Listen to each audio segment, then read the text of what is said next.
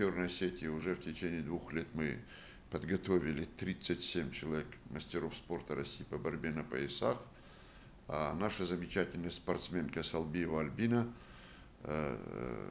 Альбине присвоено приказом министра спорта России звание, почетное спортивное звание «Заслуженный мастер спорта России». Это как бы наивысшее достижение в спортивных званиях.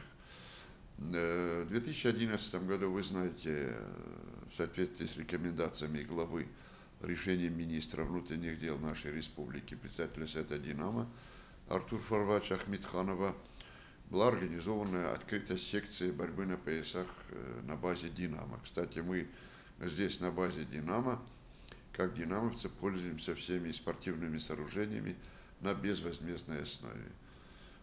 Вот за все эти около 3 лет мы занимаемся, более 300 спортсменов уже прошли эту секцию.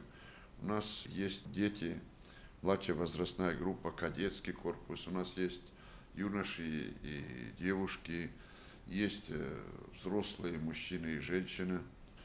Все они нормально развиваются, все они крепкие, красивые.